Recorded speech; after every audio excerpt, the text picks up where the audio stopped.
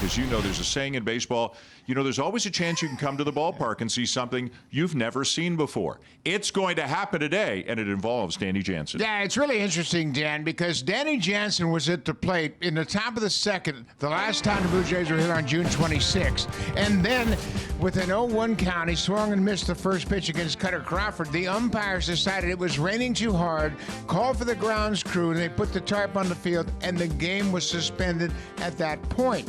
Well, a lot has happened since then, and obviously the biggest thing that's happened is Danny Jansen was traded on July 27th to the Boston Red Sox. So he's in the lineup today catching while he's at the plate batting. There is no score in the game, and the count is 0-1 on Jansen/Varsho, and it's now flipped to Varsho on the scoreboard. And playfully, Dalton Varsho's like, what did I do wrong? I got to start with a strike, but because it is one strike, not two, whatever happens in this at-bat goes on Dalton Varsho's record. Goes Schneider. A swing and a miss by Varsho, and the throw skips into center field. So Varsho strikes out, and again, that goes on his record as Schneider steals second. This is wild. Like, try to call a game like middle. This is definitely unique, OB. Originally, Cutter Crawford was on the mound on June 26. He went the first inning of the third. So this does go into the book as a relief appearance for Nick Pivetta. He'll swing and miss that fastball 95 to strike him out. And that is it for that piece of history. 0-0. Yariel Rodriguez was the pitcher that game, June the 26th, for the Blue Jays, but it's going to be Ryan Burr. Can you be an opener in the second inning? It's getting a little fuzzy here, but he is opening for the Blue Jays. Swing and a miss. Strike three. Gets him on the slider, and that's a three-pitch strikeout for Ryan Burr. 1-2. Swing and a miss. Strike three. Left the slider up a little bit, but it worked out for Burr, and he struck out both batters he's faced. 2 down. Here's Danny Jansen. He's now, he's officially the first guy ever to play for two teams in the same game. Swing and a soft liner caught at first by Spencer Horwitz, and that's going to do it for the bottom of the second inning. 1-2-3 pitched by Ryan Burr. Danny Jansen retired in his first at bat against the Blue Jays. Leo Jimenez, the new 9-hole hitter for these Blue Jays. Here's the pitch, and a swing and a miss. Another strikeout. Pivetta has fanned all three Blue Jays. And there are 2 outs. 2-2. Swing and a miss. He got him with a cutter, and Nick Pivetta is rolling. 4 strikeouts of 5 hitters. Ryan Yarbrough is into the game, and when we last saw him, it was Thursday against the Angels, and he was terrific. 5 scoreless innings in relief. Swing and a miss. Strike 3. Started the curveball at the front hip of Duran, and it cut all the way across the plate to the outside edge. And now there are 2 out in the inning. A lot of Ks right now. Yeah, a lot of swing and miss early. Swing and a miss. Strike 3. Gets him on the curve, and it's 2 strikeouts for Yarbrough to end the third inning. No score here, top 5, and Davis Schneider leads it off. 2-2 to Schneider. Is strike 3 called. Beautiful slider. He froze him, and Nick Pivetta is rolling. So Pivetta has faced 9 batters. He's retired all of them, 6 by strikeout.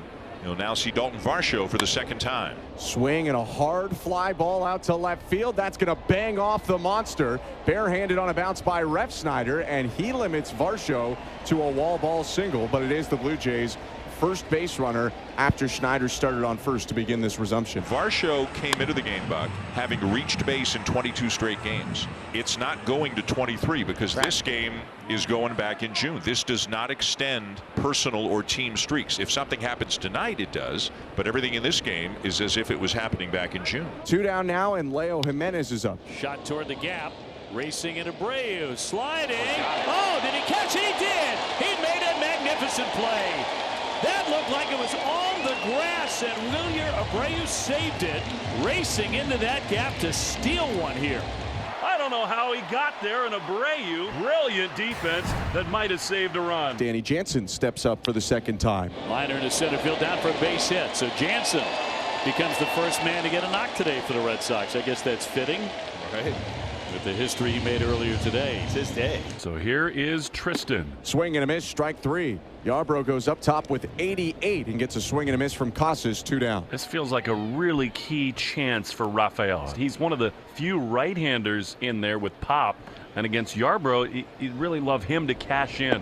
Swing and a miss. Strike 3. Got him on a back foot curveball, and for Yarbrough, 4 strikeouts in 2 2/3 innings. There's Brian Serven. 0-1 on the ground toward third. Devers to his right. He backhands. He plants. He throws low. What a pick by Casas. I don't think there's much left in Devers' arm right now, and Tristan has been awesome picking balls at first. And now one out and Spencer Horwitz up to the plate. 3-2 is strike three called. Fastball on the outside corner. Nick continues to roll. That is his 7th strikeout in 4 2/3 innings, and they're 2 down. Here comes Vlad. He's 0 for 1 today. Here's the 1-2, and it is swung on and missed. He got him. A challenge fastball at the top of the zone, and Nick is stalking off the mound on the first base side. Why poke the bear? The Red Sox building something here. First and second for Devers. Raffy officially in the game, 0 for 2. Little dribbler up the first base line, swinging bunt. Servant will fire into the runner. A run will score. Oh, he's saying he's out. No, they're bringing everybody back. Wow, the ball is dead on Raffy being called out for being out of the lane. So and they Raffy's return the runners. Well, Red Sox thought they had broken through. That's not the case after what is technically interference. So with 2 on, 2 outs, still scoreless here in the bottom of the 6th at Fenway. Zach Pop is into the game for the Blue Jays. And again, the 2-2. A ground ball to short. Jimenez on to second to Wagner to force the runner. And Pop gets the big out to keep this game scoreless. Sox have just 2 hits. Toronto has 1. A base hit by Varsho in the 5th inning. Springer gets a ball high in the air to deep left field. And this one is going to be long gone. Right on out of here, way over the monster. And the Blue Jays have the first run of the ball game. George Springer, his 2nd career home run against Nick Pivetta.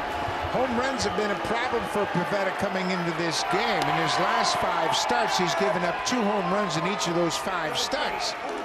But this breaks the scoreless tie in the 7th as Springer got a hold of it and hit it 9 miles.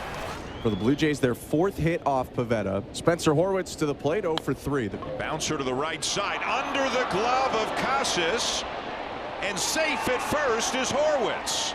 Serving up to second. The Red Sox might have gotten 2, definitely should have gotten 1, and they don't get anybody. Yeah, and Rami Gonzalez picked up the baseball, and he was late getting to the bag at first base. Now Horwitz will be lifted from the game. Ernie Clement is going to run for him. Red Sox go to the pen. Garcia will inherit runners at first and second, only 1 away. The error by Casas could prove costly. As we've said, Vladdy's so hot, and he has owned Fenway Park. Guerrero lines it down the right field line, a base hit.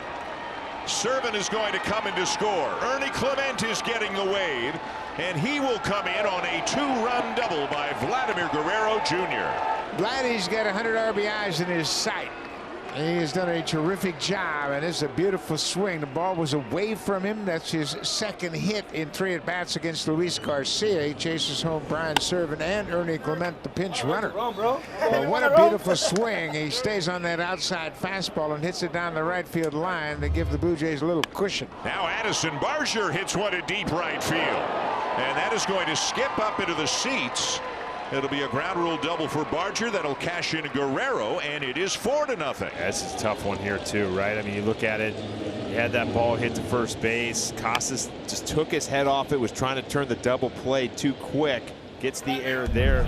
Follow with Guerrero's double and Barger's double, and now we got a 4-0 game. Jaron Duran in this game officially 0 for 3. He's hit a bit of a snag here. 288 now, and a shot out to left. Perfito already looking up, and that ball is going to get up and out of here. It is gone. Home run. It is caught by a fan. The initial signal is a home run. That the fan did not reach over the monster. No doubt the Blue Jays are going to ask for that one to be reviewed, but at least initially it is a home run for Jaron Duran. They're going to rule here that it was over the line where the fan touched it. I did not lean out into It was close. territory. It was. After review, the call in the field is confirmed as a home run. And the Red Sox stay alive. So now, rather fittingly, on a day that Danny Jansen makes history as the first man to play for both teams in the same game, he is charged with keeping Boston alive. Jansen goes around, and that's the ball game. Chad Green strikes him out, and the Blue Jays will win the suspended game.